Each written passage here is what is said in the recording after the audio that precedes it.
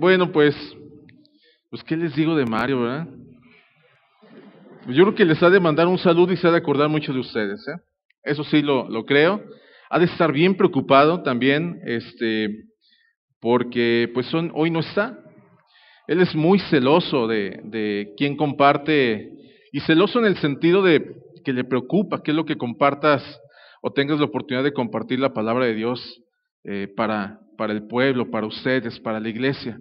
Y en ese sentido, bueno, pues Mario, pues sí le preocupa y es celoso en ello. Si se dan cuenta, muy pocas veces, creo que yo la última vez que tuve la oportunidad de compartir con ustedes fue hace como 3, 4 años, si no me equivoco, 2 años, no sé.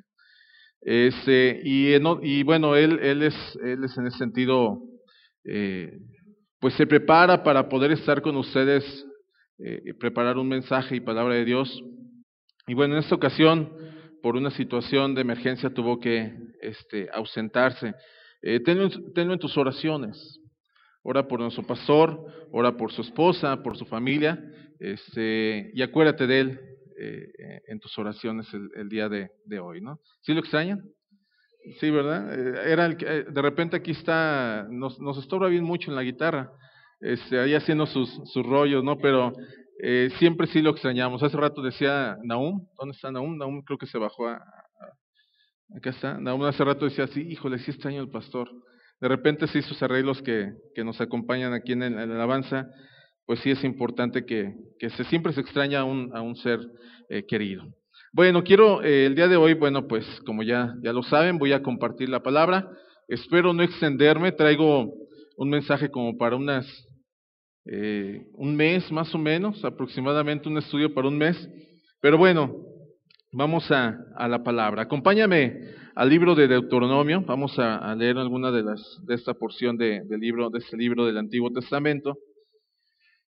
Yo le puse a este mensaje, normalmente Mario no dice el nombre del mensaje, ya poco a poco en el proceso pues vamos entendiendo el propósito de la palabra, pero a mí sí me gusta de repente ponerle nombres, porque sí te queda así como que bien marcado, grabado, cuando, cuando quieres de repente tomar nuevamente algún mensaje o algo de la Escritura, te queda muy marcado. Y bueno, yo le puse el juicio, advertencia y perdón.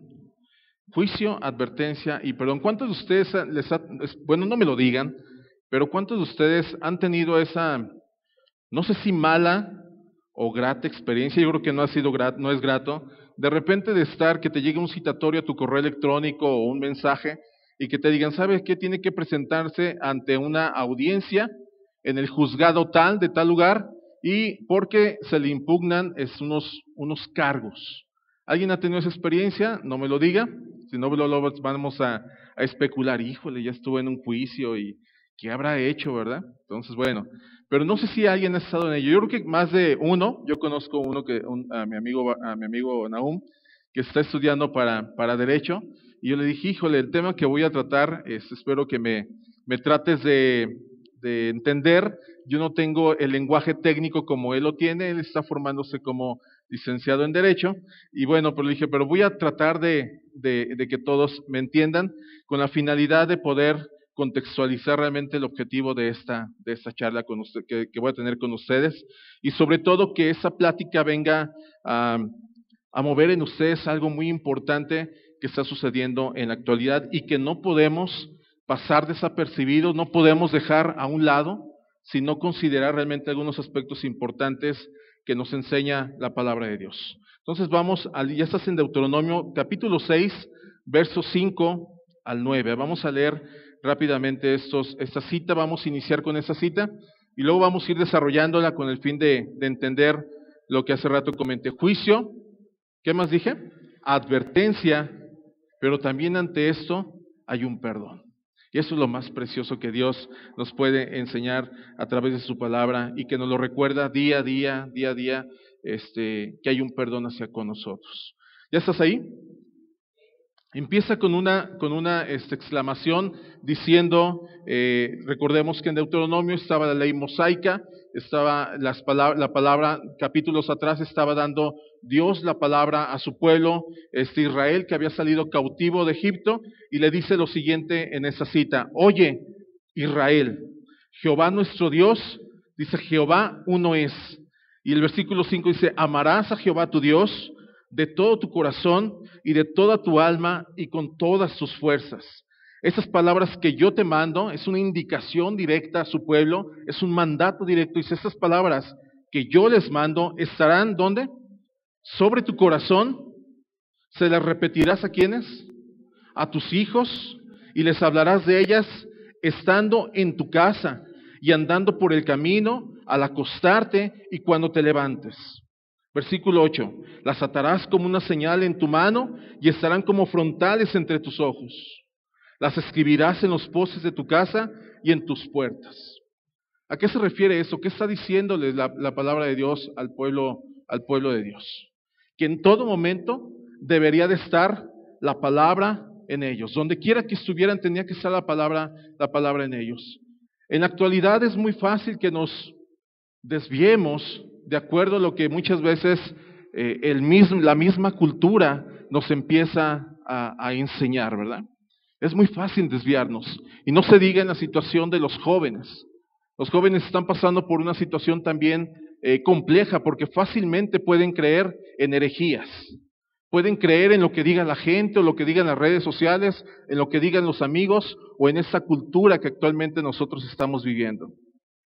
Te voy a contextualizar rápidamente una encuesta que se llevó a cabo en la semana. Tuvo a bien Nahum enviarme un documental en video que me pareció realmente impresionante y sorprendente y a la vez también preocupante porque yo tengo una hija, así como ven, pues no, me veo muy joven, pero tengo una hija. Y me preocupó la situación realmente de lo que está pasando tanto en los creyentes y en los, lógicamente, más preocupante en los que no son creyentes. Les voy a platicar lo siguiente. En Estados Unidos, voy a tomar en ese caso una encuesta que se llevó en Estados Unidos, la cual hicieron preguntas aproximadamente a 3,000 personas. Esa fue la muestra representativa, donde 2 organismos en Estados Unidos, que son en el ámbito de creyentes, lanzaron esa encuesta a 3,000 personas. Y déjame decirte los datos que arrojó esta encuesta, tanto creyentes y no creyentes. Bueno, considerando ellos dentro de estas encuestas, referente a lo que creen los estadounidenses acerca de Dios, y también en lo que creen ellos respecto a lo que es la salvación, la ética y la Biblia. Referente a esto, los encuestados parecen tener un apego bastante superficial del cristianismo en general. Creen que Jesús murió en la cruz y que resucitó de entre los muertos. Respecto a lo que significa o lo que ellos entienden como gravedad del pecado, la importancia de congregarse o referente a lo que era el Espíritu Santo, las cosas se ven un poco más incluso complejas cuando se tuvieron los datos de esta encuesta. Referente a lo que fue el pecado, voy a darles datos numéricos, espero no dormirlos en ese sentido y que podamos entender realmente el objeto a lo que voy de uno de los libros que vamos a estudiar en un momento más. De esta encuesta a 3,000 personas, el 69% no están de acuerdo con que el pecado más pequeño tenga que merecer una condenación eterna. El 69% dice, no, es que no estamos de acuerdo en que por muy pequeño que sea el pecado, no tiene que merecer una condenación eterna. Mas el 58% estaba totalmente en desacuerdo con esa afirmación. Respecto a congregarse, el 58% creen que adorar solo o con familia es un reemplazo válido para asistir regularmente a la iglesia. El 58% de esos 3,000 encuestados. Y el 30% cree que es importante asistir a la iglesia y que nada realmente lo reemplaza el venir y estar aquí congregándose. En lo que respecta a la creencia del Espíritu Santo, el 59% cree que es una fuerza y no una persona. Frente a la influencia que hay muy fuerte culturalmente relacionada con el relativismo, 6 de cada 10 encuestados creen que la creencia religiosa es una cuestión de opinión y no es una verdad objetiva. Es decir, que también dentro de esos cristianos que también encuestaron, 1 de cada 3 dice y afirma lo mismo. Que tiene que ser en ese sentido una cuestión de opinión el tener una religión y no realmente una verdad absoluta. Esta creencia es fruto de la cultura que ha plantado en las mentes la idea de que no existen las verdades absolutas y que esto debería aplicar también en temas de creencias religiosas. Ahora, dentro de esa encuesta en temas morales, déjame decirles lo siguiente: el 52% creen que el aborto es un pecado. Esta cifra aumenta hasta en un 57% en el segmento de las edades de los 18 a los 34 años de edad, que son aquellos nombrados como los millennials, todos aquellos que nacieron después de los años del año 80. El 54% de los millennials cristianos consideran que el sexo fuera del matrimonio es pecaminoso. Sin embargo, el 51%, escucha esto, el 51% de los creyentes en Estados Unidos cree que la condena de la Biblia al comportamiento homosexual está desactualizado. Dice, no está actualizado esto, tienen que cambiarlo. Escucha lo siguiente: el 46% cree que la identidad de género es una opción. En creyentes, creyentes que confesaron que son cristianos. El número de estadounidenses de 18 a 34 años con creencias evangélicas que afirma que la salvación se encuentra solo en Cristo fue de un 62%, y que cree que Jesucristo vendrá a juzgar al mundo, y en ese sentido fue en un 64%. Creen que Jesucristo es el Salvador y que una vez más va a venir a juzgar el mundo. En cuanto a la creencia de la fidelidad de las Escrituras, en creer en lo que sí es fiel o lo que dicen las Escrituras, el 53% de los millennials, ya les comenté el rango de los 18 a los 64 años, están de acuerdo de que la Biblia contiene relatos útiles de mitos antiguos, pero que no necesariamente son literales. El estudio se enfocó en personas que confesaron ser cristianos, y fíjate lo que encontraron. Después de esto, de haber hecho esta encuesta tanto a creyentes y no creyentes, dice, vamos a ver cómo está la situación en cuanto a las doctrinas, en cuanto a lo que creen, pero nos vamos a enfocar ahora a los creyentes solamente. Y escucha lo que sucedió. Se hizo unas preguntas en un trasfondo doctrinal central, y el 52%, estoy hablando solamente de creyentes, creen que la mayoría de las personas son básicamente buenas. Dice, no, el 52 dice, no, es que las personas pues, son buenas, no son malas. Son buenas las personas, pero cuando vamos a la palabra, ¿qué dice la palabra? En Romanos 3, 10, 12, dice, como está escrito, no hay justo, ¿qué dice? Ni aún uno. Dice, todos se desviaron y aún se hicieron inútiles. No hay quien haga lo bueno, no hay ni siquiera uno. ¿Qué pasa con esa situación de esa pregunta directa, especialmente que le hicieron a los creyentes? Hay una ausencia de conocimiento, una falta de entender realmente, doctrinalmente, entender las enseñanzas de la palabra. Otra pregunta que le hicieron a los creyentes, fíjate nada más en eso. El 51% cree que Dios acepta la adoración de todas las religiones. A los creyentes les preguntan, no, es que Dios acepta cualquier adoración de cualquier religión. No hay ningún problema, Dios es tan bueno que todo acepta. Juan 14:6 dice, y Jesús le dijo, yo soy el camino, la verdad y la vida. Y dice que nadie irá al Padre, sino solamente por Él. Pero ¿por qué contestaron eso los creyentes? ¿Será que hay una ausencia realmente de un conocimiento, de no entender realmente el propósito que Dios tiene hacia con su pueblo? Y más adelante voy a enfocarme a una escritura de la parte de lo que es Oseas, que por causa y falta del conocimiento, su pueblo pereció. Y algo similar está sucediendo en la actualidad. Otra de las preguntas, para terminar esta encuesta, y quizás la más reveladora, es que el 78% de los creyentes que encuestaron creen que Jesucristo fue el primero y más grande ser creado por Dios.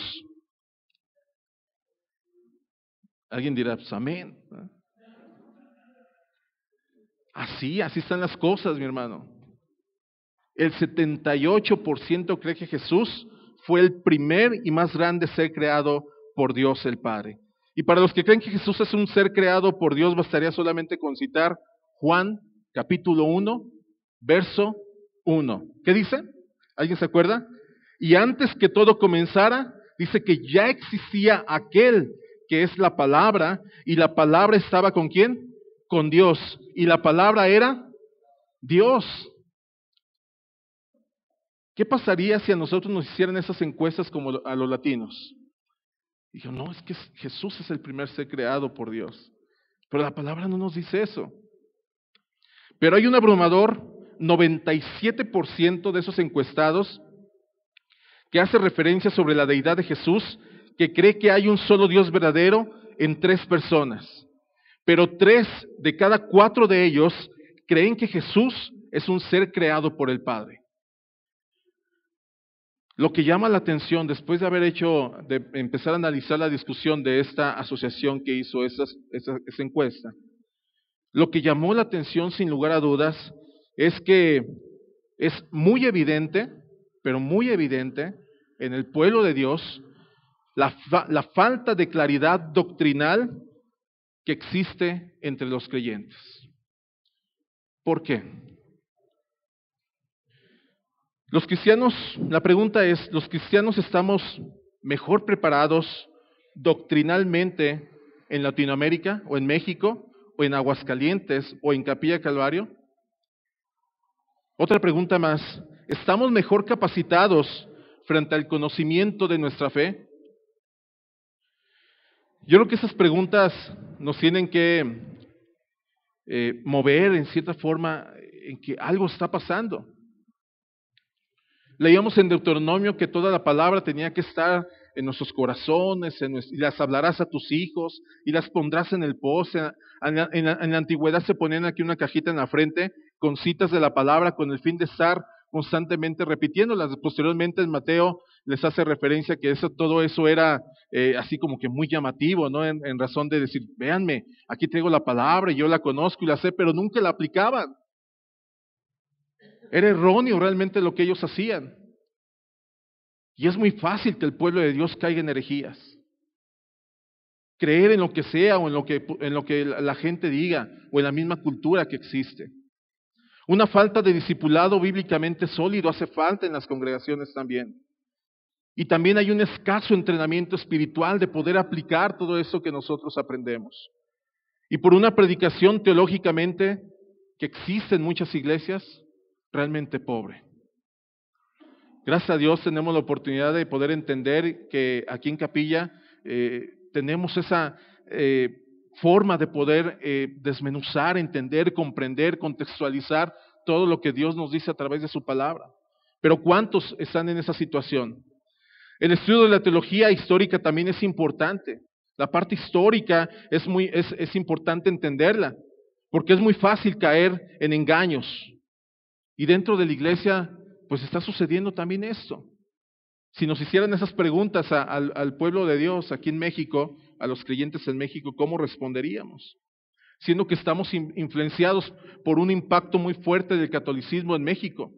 Estados Unidos siempre tuvo un apego de manera, al cristianismo ahora muy superficial o en algún momento muy superficial, pero su tendencia era más hacia el cristianismo. Pero en México, donde predomina el catolicismo, ¿cómo está el 1% de los creyentes? Si nos preguntan respecto a nuestra doctrina, al conocimiento que tenemos de Dios.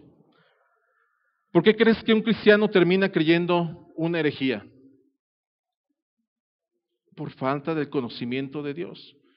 Pero posiblemente no es tanto porque seamos ignorantes, sino porque voluntariamente decidimos caer en herejías, en escuchar esas herejías. Vamos al libro de Oseas, acompáñame al libro de Oseas, capítulo 4. Vamos a ver un poquito de esta historia del libro de Oseas. El profeta Oseas, uno de los profetas menores. Este libro de Oseas, no sé quién ha tenido la oportunidad de leer. ¿Alguien lo ha leído? Es un libro muy fuerte, una escritura muy fuerte que Dios le habla al profeta Oseas y que lo hace vivir en carne propia prácticamente, como imagínate, una relación matrimonial donde representaba prácticamente a Dios y a su pueblo. Y le dice Dios, incluso hay muchas controversias todavía en cuando le dice Dios a Oseas, ve y cásate con una prostituta y ten hijos con ella. Imagínate. No, es sacrilegio, ¿verdad? ¿Cómo puede ser posible que Dios me diga que me case con una prostituta? Pero todo el contexto va en relación de lo que Dios está viviendo en carne viva, carne propia, lo que estaba viviendo con su pueblo. Es decir, que entonces al pueblo de Israel lo consideraba como una prostituta. Sí, porque estaba cayendo ante el deseo de dioses ajenos. Y eso trata mucho de la palabra de Dios. Mucho de ello trata también ese libro.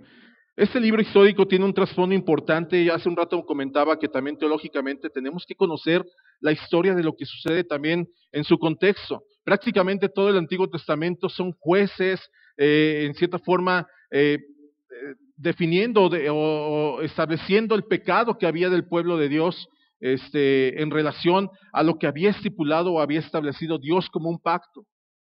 En todo momento, como seres humanos, establecemos convenios o contratos, ¿verdad?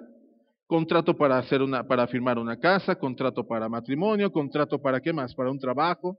En todo momento establecemos un contrato. ¿Quién no ha hecho un contrato? Creo que los niños no han hecho algún contrato, ¿no? Pero Dios hizo un pacto, un contrato con ellos, el cual fue violado, ¿verdad? No les importó. Siempre estuvo Dios con ellos y fue quebrantado ese contrato. Les voy a platicar un poquito del contexto de esta carta. Los profetas del Antiguo Testamento fungían como fiscales de Dios en las demandas que Él tenía contra su pueblo. Ahorita en México normalmente a los fiscales se les llama ministerios públicos, ¿verdad? Por decirlo así. Un fiscal es un ministerio público aquí en México, ¿no?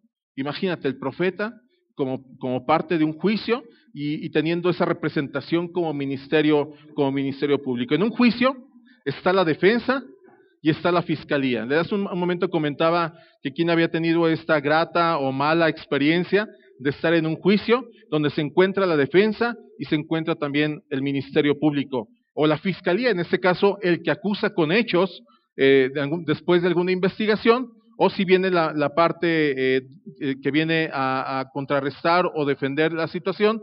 Bueno, por ahí se genera esta relación al acusador y el que defiende. En ese sentido, los fiscales eran, Dios los representa en cierta forma como los profetas del Antiguo Testamento.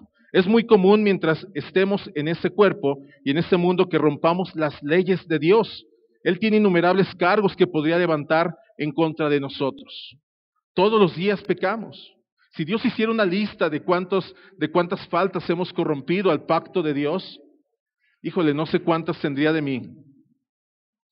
Dijo, Dios, perdóname. Cuando vamos a Él al perdón, ¿verdad? Pero cuando no, si sacara, ¿sabes qué? Yo tengo contra ti todo esto.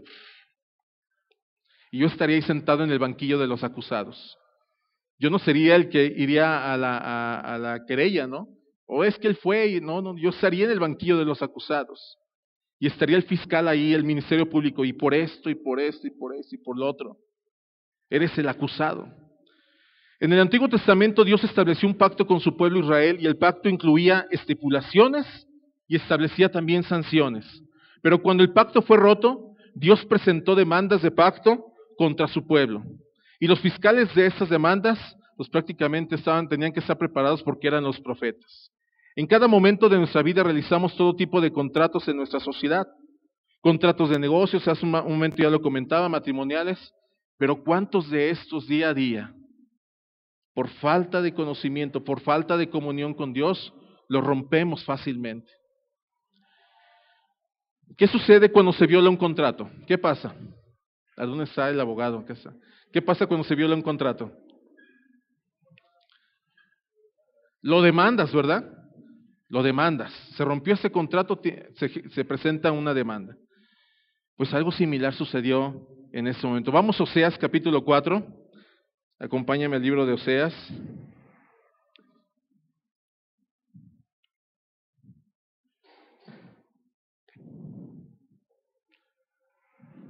Aunque no lo crean, está en el Nuevo Testamento. Después de Daniel, sigue el profeta, llamados como profetas menores, Oseas.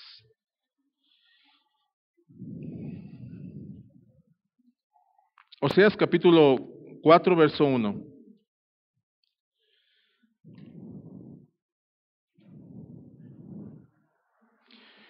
Imagínate Oseas como el ministerio público el fiscal en esa audiencia. Llama al pueblo, como tenía que hacerlo en la antigüedad, y prácticamente empieza diciendo, levantando la voz, imagínate, de Oseas en la audiencia, en el juicio, en el litigio que se iba a llevar a cabo, porque había esta demanda de parte de Dios hacia con su pueblo, y dice Oseas: oíd palabra de Jehová, hijos de Israel, porque Jehová contiende con los moradores de la tierra. ¿Porque qué? Porque no hay verdad, ni misericordia, ni conocimiento de Dios. ¿En dónde? La demanda era que no existía eso en el pueblo de Dios. Dice, no hay uno ni en toda la tierra. Fuerte acusación, ¿verdad? De parte de Dios. Y como fiscal estaba el ministerio público diciéndole: oíd, pueblo de Israel, pueblo de Dios escogido, que estuvo con él en todo momento.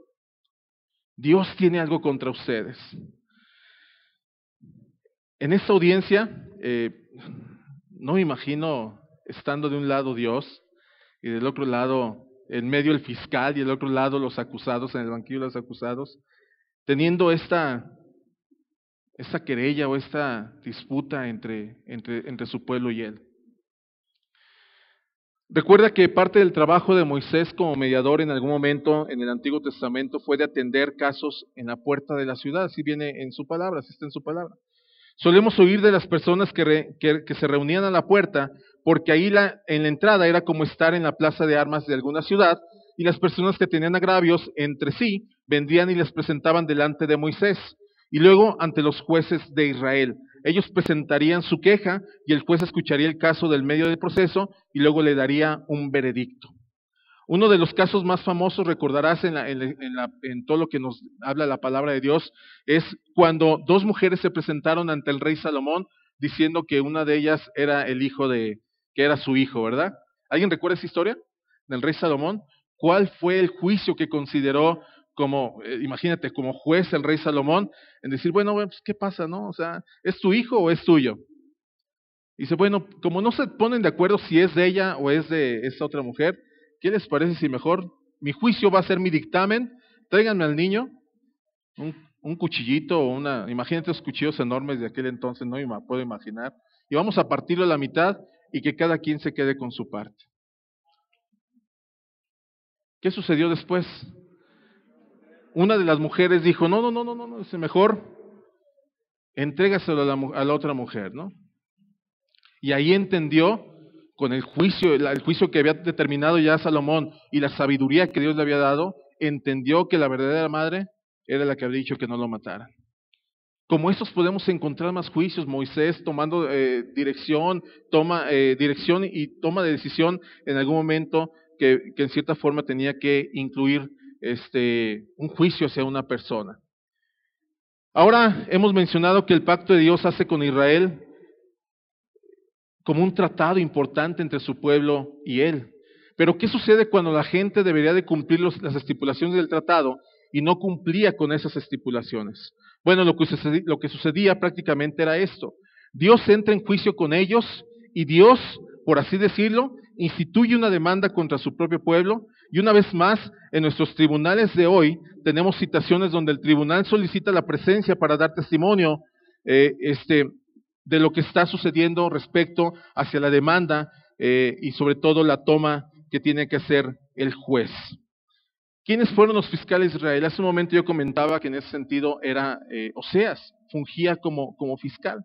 Esto es algo que muchos de nosotros no reconocemos con facilidad, pero una gran parte del Antiguo Testamento está dedicada a esta función particular. La función de fiscal o la función del ministerio público era la de que tenía que acusar, y en cierta forma tú decías, bueno, como un profeta tenía que acusar al pueblo. Normalmente tenemos un contexto de que el profeta solamente tenía que decir alguna promesa o alguna predicción del futuro o simplemente dar bendiciones, y tenemos esa idea del profeta. Pero no entendemos en cierta forma cómo un profeta tenía que acusar a su pueblo. Imagínate en esa posición donde Oseas se levanta y le dice, ¿saben qué, pueblo de Dios? No cumplen en misericordia, no tienen verdad, les falta conocimiento. Ellos les hubiera gustado escuchar: Dios, gracias por esas promesas, gracias por esas bendiciones que tú nos das, gracias por el futuro prometedor que tú tienes preparado para con nosotros, pero fue todo lo contrario. Y entendemos de repente que los profetas tenían esa función. A menudo se ha dicho que los profetas solo predecían, sino que también ellos tenían la función de anunciar. No solo hablaban del futuro, sino que estaban profundamente preocupados por el pasado y por la forma en que la fe histórica, la religión clásica que Dios había instituido con su pueblo, estaba siendo transformada, estaba siendo pervertida y estaba siendo corrompida. Por eso levantó Dios a Oseas, para hacerle ver a su pueblo lo que estaba en cuanto se estaba desviando. Y Dios llamaría a su pueblo a una prueba solemne por medio de la obra de los profetas. Los profetas fueron reformadores y no fueron solamente como revolucionarios, ¿no? Y lo que hicieron en su labor de reformar a la iglesia fue llamar al pueblo de Israel a una fidelidad y a una obediencia de los términos principales del pacto original. Pero ese pacto se estaba corrompiendo. Y prácticamente todo el Antiguo Testamento nos hace ver eso, que el pueblo de Dios se desvió ante falsos ídolos y ante falsos profetas también. Jeremías 7:4 dice lo siguiente: no fíes en palabras de mentira, diciendo, templo de Jehová, templo de Jehová, templo de Jehová es este. No te fíes en mentiras. Tú confías en palabras de mentira que no aprovechan. Anda ahora en mi lugar en Silo y mira eso, porque así se verá Jerusalén. ¿Y qué sucedió después en esta escritura de Jeremías? Silo estaba en ruinas y Jeremías predice que la ciudad santa de Jerusalén, sería devastada como un acto de juicio de Dios sobre el pueblo por no cumplir los términos del pacto. Tenía que ser destruida. No me puedo imaginar si en algún momento el dictamen de Dios fuera: pueblo de Dios, por cuanto corrompiste mi pacto, vas a ser destruido. Va a suceder en un juicio próximo, ¿verdad? Esto va a ser destruido y vendremos todos a juicio, ¿verdad? ¿Cuántos están preparados para estar en ese juicio? Híjole, donde Dios va a sacar todos mis trapos así a la luz. Tú fuiste esto. ¿Estamos preparados ante esas circunstancias? Solo para tener una idea de cómo funciona esta misión profética en la historia de la redención, en el caso de Oseas, en el primer verso dice: oíd palabra de Jehová, hijos de Israel.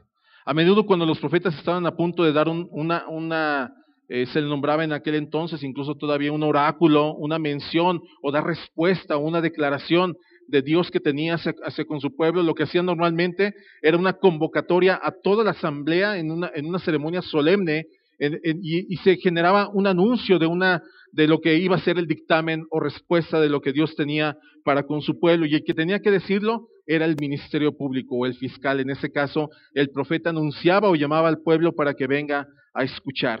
Y eso es lo que decía: oíd palabra de Jehová, lo que dice Israel, lo que está llamando a esta asamblea solemne, porque hay una audiencia judicial que está por empezar. Imagínate, va a iniciar esa audiencia y dice: vengan, hay algo contra ustedes.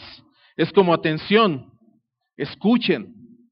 Cuando el secretario da inicio a un proceso judicial, normalmente lo que hace es hacer esa audiencia, donde hace referencia que el Estado de tal lugar presenta una situación ante una persona o ante un organismo, el cual funge como el acusado del caso.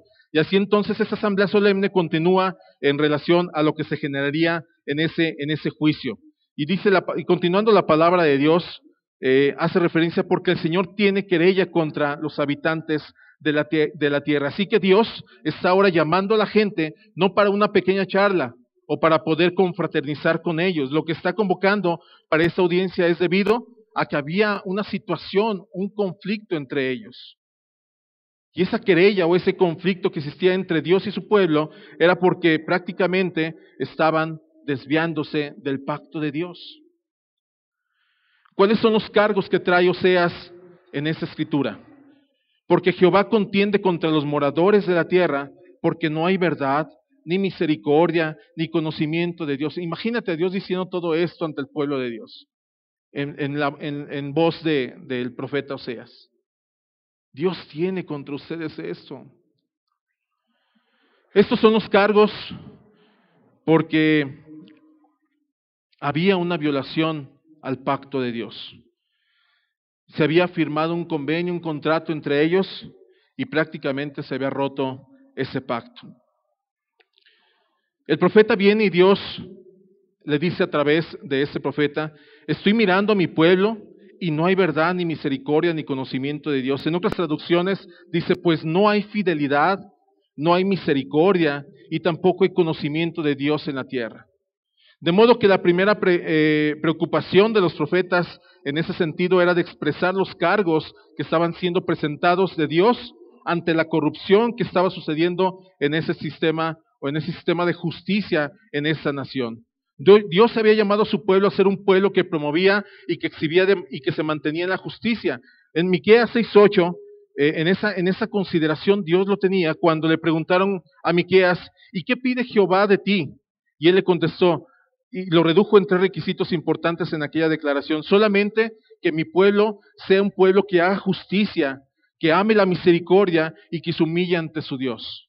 Esas 3 declaraciones le estableció a su pueblo, pero su pueblo la corrompió. Esas son las 3 responsabilidades principales del pueblo de Dios. Que nosotros como pueblo hagamos promoción de esa justicia verdadera, de la misericordia y el caminar humildemente con Dios. Ahora lo que Oseas hace aquí es decir que el pueblo de Israel ha fallado en esos 3 cargos, tanto en la misericordia de Dios, en hacer justicia y también en humillarse ante Él. Cargo número 1 que se le impugna ante esta situación: no hay justicia en la tierra.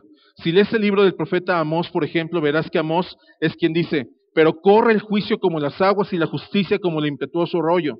Las quejas que tenía en ese momento Amós contra el pueblo que estaba, los poderosos, los ricos, estaban explotando a los más pobres. Por eso en ese momento Amós hace esta declaración respecto a lo que estaba sucediendo como una falta dentro moral también hacia su pueblo.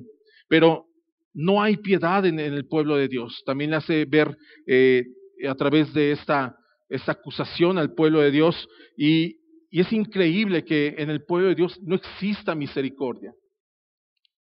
No existe realmente piedad en su pueblo. La razón por la cual hay diferentes interpretaciones o traducciones de este hecho es porque la palabra que se traduce por misericordia es la palabra Gesed, la cual la palabra es una palabra muy importante dentro del vocabulario del Antiguo Testamento, y esta puede producirse prácticamente en decir: ¿sabes qué, pueblo de Dios? Encontré en ti que no hay fidelidad. No somos fieles ante el pueblo de Dios. Yo no sé si en algún momento tú has corrompido en alguno de estos pactos o tratados que Dios nos ha dado. Pero cuando Dios es afable, tierno y misericordioso y leal a su pueblo, espera que también la gente lo refleje y proyecte en términos de sus propias relaciones interpersonales.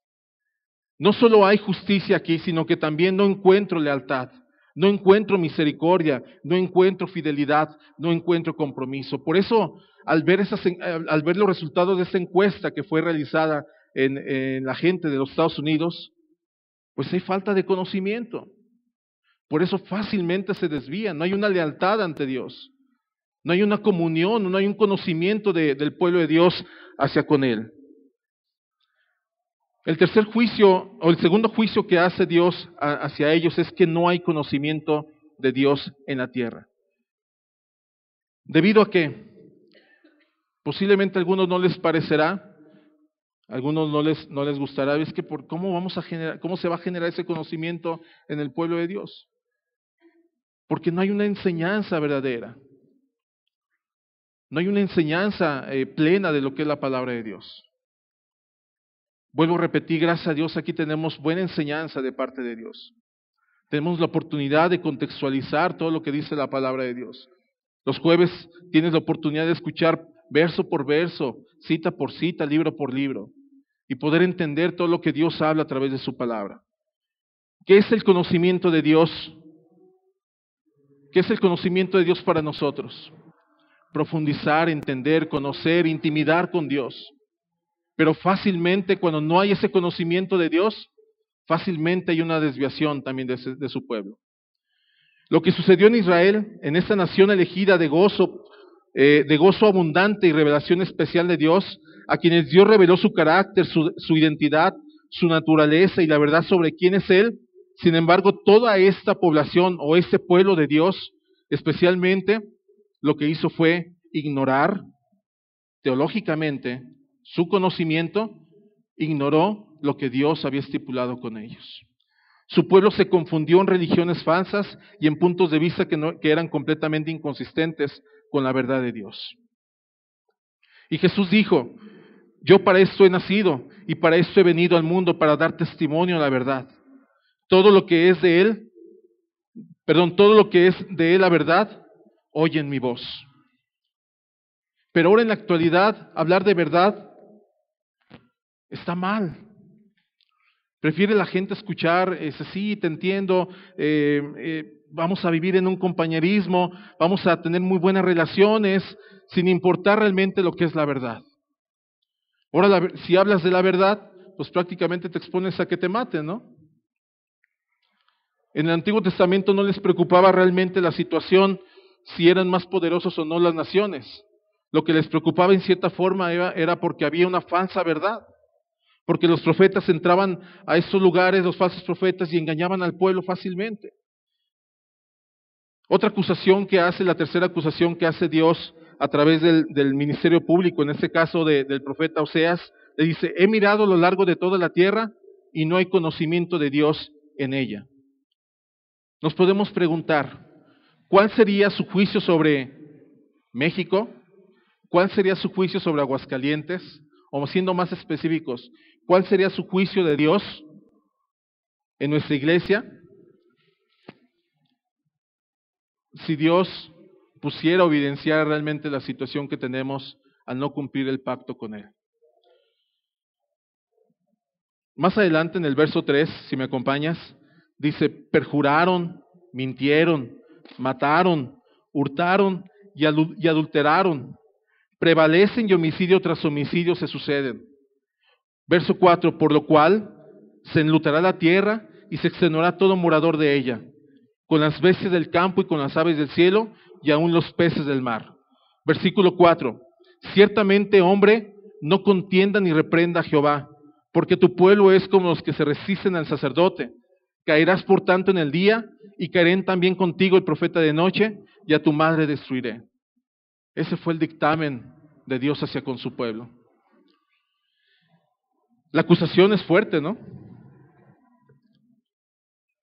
Continúa el siguiente versículo, imagínate lo que dice, Dios entrando en esa audiencia con toda autoridad, diciéndole a su pueblo: mi pueblo fue destruido porque le faltó ¿qué? Conocimiento. Por cuanto desechaste el conocimiento, ¿qué dice? Yo te echaré del sacerdocio. Y por cuanto olvidaste la ley de tu Dios, lo más terrible del juicio, del dictamen hecho en esa audiencia. Por cuanto te olvidaste del conocimiento, por cuanto te olvidaste de mi ley, también yo me olvidaré de tus hijos. No nos gustaría escuchar ese dictamen, ¿verdad? Muy fuerte, muy duro en este libro del libro de Oseas. Puedes imaginarte a Dios saliendo, imagínate en televisión nacional, en toda la República, o entrando a ese edificio de esa Corte Suprema donde se está llevando ese efecto, y prácticamente diciéndole: el pueblo de México, el pueblo de Aguascalientes, está pereciendo. Terrible situación. Está siendo destruido solamente por falta del conocimiento.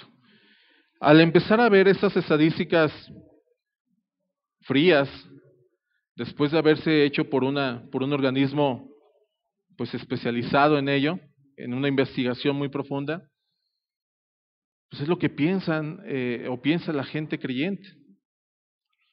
Y acepta, da esa apertura a creer en cosas que están fuera de lo que Dios establece o estipula en su palabra. Y prácticamente al dar respuesta a lo que a través de esa encuesta, o lo que en cierta forma si nosotros nos viniera a enjuiciar o pudiéramos tener o se tuviera esa situación en nuestra vida personal, que Dios te dijera, sabes que es que no me conoces, no sabes quién soy, por eso fácilmente te desvías. Lo que diga la televisión, lo que diga la misma cultura, lo que diga las mismas tecnologías, el avance tecnológico, etc., tantas cosas, no me conoces. Eres ignorante de mi ley. Y debido a esto, toda la tierra llorará, como dice también en Romanos, que sufrirá como una mujer cuando está dando luz. Y porque has rechazado el conocimiento de mí, yo también te rechazaré. Rechazaré a tus sacerdotes, rechazaré a tus madres, rechazaré a toda la tierra. ¿Qué tan extraño es eso para nuestro pensamiento hoy en día, cuando lo último que alguien quiere ejercitar es la precisión y la solidez del conocimiento de Dios? Hay una cita que me puedes acompañar al capítulo 1, Isaías capítulo 1, verso 3, que también es muy fuerte lo que le dice Dios a su pueblo, por falta también de conocimiento, por falta de intimidar con Dios, por falta de cumplir el pacto con Dios. Isaías capítulo 1, verso 3. A algunos no les gusta esa cita, porque es muy, muy fuerte lo que le dice, cómo lo representa a su pueblo. Fíjate lo que dice: el buey conoce a su dueño, el asno, el pesebre de su señor. Pero dice: Israel, tú mi pueblo que estuviste conmigo, viste las maravillas, tú viste lo que hice en ti, te rescaté de esa esclavitud para tenerte en un lugar privilegiado. Dice: tú, Israel, no entendiste. ¿Por qué? Porque mi pueblo no tiene conocimiento. Es importante que vayamos a las Escrituras. No es suficiente solamente con escuchar un domingo 1 hora, 45 minutos. No es suficiente solamente tener los devocionales de 10 o 5 minutos si los tienes entre semana. Falta que nuestros hijos necesitan conocer de la palabra de Dios. Necesitamos protegerlos con la palabra de Dios. Necesitan conocer de la palabra de Dios. ¿Dónde están nuestros hijos? ¿Dónde están nuestros familiares? Están alejados de Él. Y nosotros que tenemos la oportunidad de conocerle, es una excelente oportunidad de nuevamente ir a la palabra de Dios. Pero miren, para Israel y para los profetas en ese sentido, no fue un ejercicio abstracto. Cuando la comprensión de una nación de Dios se desintegra, la gente también es destruida. La gente muere y lo que inunda es una cultura que está no comprometida con Dios. Debería haber una lección de alguna parte que nuestra propia nación, que nuestra nación realmente vea la situación en la cual estamos viviendo. Realmente estamos viviendo una sociedad con violencia, una sociedad con inmoralidad, una sociedad o una nación que no tiene conciencia de la ley de Dios. Nos hemos resistido y hemos rechazado la ley de Dios, y Dios simplemente nos dice: cuando rechaces mi ley, cuando rechaces mi verdad, yo también te rechazaré. Es una situación difícil para un pueblo. Y eso es lo que estamos viviendo en la actualidad en México. Tristemente, nos desviamos o se desvían de conocer la ley de Dios. Cuando empiezas a leer ese libro de Oseas, realmente te empiezas a quebrantar, ¿no? Dices: ¿cómo es posible que fácilmente nos desviemos de la palabra de Dios? Dios utiliza al profeta Oseas como enviado al pueblo de Dios, como fiscal para llamar a la gente a una reforma, a que pueda entender, transformar su pensamiento, para devolverles los términos originales del acuerdo que en algún momento habían hecho con Dios en Deuteronomio. Les vuelve a recordar, y así estuvieron todos los profetas, todos estuvieron siempre recordándoles. Vuelve otra vez a Dios. No te desvíes ante falsos ídolos, no te desvíes ante falsas enseñanzas. Pero fácilmente, ¿el resultado cuál fue? Se desviaron y perecieron. La situación es que cuando hablas de la verdad, actualmente la gente los excluye. La gente simplemente los rechaza. Y en algunos casos, en algunos lugares, pues los llegan hasta matar, ¿no? Porque estás hablando de la verdad. Me pregunto, o nos podemos preguntar, ¿cómo nos sentiríamos si fuéramos nosotros los que estuviéramos en ese banquillo de los acusados? Y el dictamen fuera, pues ¿verdad? Por cuanto no cumpliste, pues te rechazo. ¿Qué haríamos? ¿Cómo responderíamos ante estas acusaciones? Yo creo que cada uno de nosotros nos conocemos y sabemos si Dios escudriña todo mi corazón y escudriña mis pensamientos. Dios sabe perfectamente cuáles son las cosas en las cuales yo he corrompido o he roto ese pacto delante de Él. La única respuesta que tenemos como creyentes, la única respuesta que tenemos con Él, cuando viene ese juicio hacia con nosotros, y si estamos en esa situación como el pueblo de Israel, la única condición que tenemos dentro de esa audiencia es voltear hacia donde está nuestro defensor. Porque dentro de esa audiencia no solamente se encuentra el acusador, se encuentra el fiscal y el juez. También alguien que está ahí presente es el que también presenta la defensa. Tenemos una bendición, tenemos una grande bendición y misericordia por parte de Dios que haya mandado a su Hijo Jesucristo. Si no fuera por Él, si no fuera por su sangre, ¿estaríamos dónde? Enjuiciados, rechazados, destruidos. Si no fuera por la misericordia de Dios y por ese abogado que tenemos en nosotros, prácticamente estaríamos, como dice Tony, fritos, ¿verdad? La única respuesta que tenemos como cristianos es consultar con nuestro abogado defensor, que es Jesucristo. Y lo único que nos queda de aquí hasta cuando venga el Señor Jesucristo por nosotros es rogarle a Él que nos defienda en este caso, que va a ser un juicio tanto para vida eterna o para condenación eterna. Acompáñame a Primera de Juan para terminar.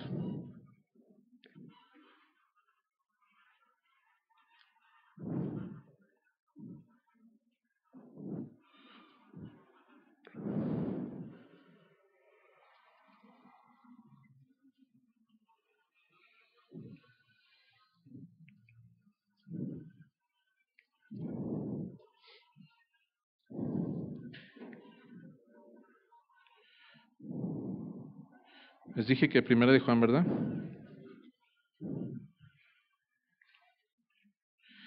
Primera de Juan capítulo 2, verso 1.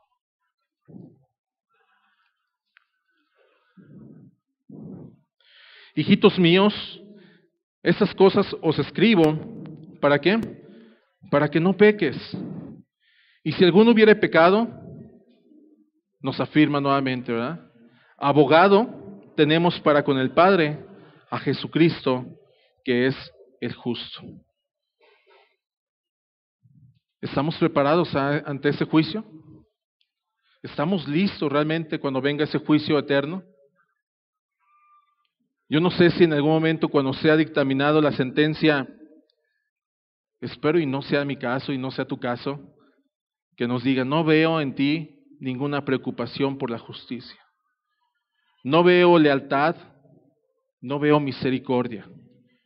No posees verdad porque has rechazado el conocimiento de mí. No sé si por razones tuyas, por conveniencia, me has dado la espalda y a la vez le has dado la espalda a la verdad. Esta es tu acusación. Fuerte. A mí no me gustaría escuchar esa, ¿verdad? Creo que necesitamos, como familia, como creyentes, Si confesamos a Jesucristo como nuestro Salvador y como nuestro Señor, primero como nuestro Señor, ¿verdad? Y como nuestro Salvador, necesitamos ir nuevamente al conocimiento del Padre. Pero no hay otra forma, no hay otro medio, sino solamente por Él. Es fácil desviarnos. Esta encuesta fue reciente en ese sentido, cuando realmente la gente no entendía de las cosas tan obvias que uno cree o piensa que existen en el cristianismo por ser cristianos. Decimos, ya lo sabemos. Pero fácilmente es que te puedas desviar a la palabra, te puedas desviar de la palabra. Yo creo que es un buen momento para volver nuevamente a Él, ¿verdad? Y decir, Señor, quiero intimidad contigo, quiero tener una comunión contigo. Necesitamos ir nuevamente a su palabra.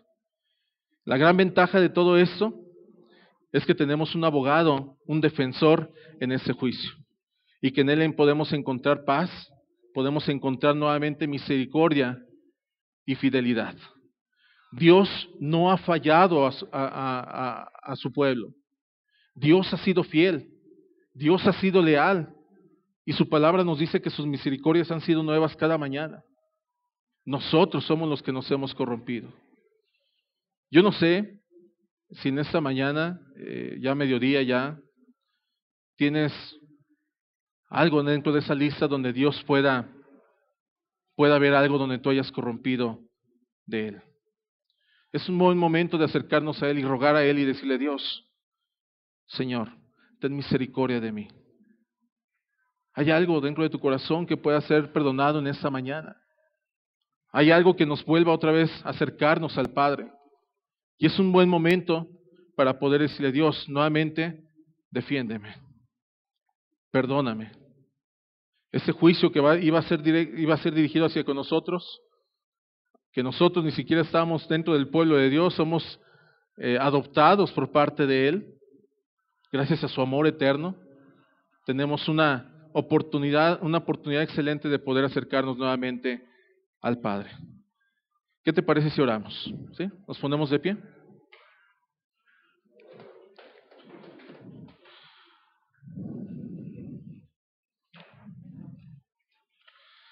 La única oportunidad que tenemos como creyentes es ir al Padre nuevamente y rogarle a Él que en este juicio Él nos defienda. Espero que no tan fácil te dejes convencer por tantas cosas que suceden en este tiempo o en esta cultura actual. Estamos realmente frágiles cuando no estamos conectados a Dios. Pero necesitamos llevar nuevamente a nuestros hijos, como familia, nuevamente acercarnos a Él a través de su palabra. Necesitamos buscarle, hermano. No podemos seguir desviando, no podemos estar expuestos ante esas situaciones. Aunque sucederán, y dice la palabra que al tiempo, conforme vaya pasando, sucederán peores cosas. Necesitamos, sin lugar a dudas, acercarnos al Padre. Tú sabes quién necesita del amor eterno de parte de Dios. Vamos a orar. Señor Padre, gracias por la oportunidad que nos diste, Señor, de poder entender, Señor, lo que tú hiciste, el juicio que tomaste en dirección hacia con tu pueblo, Padre. Un juicio duro, una palabra fuerte, dura, que por falta de conocimiento, por falta de lealtad, por falta de misericordia, por falta de la verdad, simplemente se alejaron de ti. Dios, guarda a tu pueblo, Señor. Guárdanos, Señor, guarda a nuestros hijos, guarda a nuestras familias, y que volvamos nuevamente al conocimiento pleno de tu palabra. Poder entender que tú eres el principio y tú eres el fin, Señor. Poder entender, Señor, que solamente por medio de ti, Padre, podemos tener vida eterna. Que solamente por medio de ti, Señor, podemos acercarnos al Padre.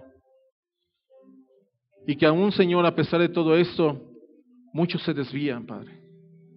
¿Cuántos se han alejado de las iglesias por creer en situaciones o en herejías o en falsas enseñanzas? y se desviaron fácilmente.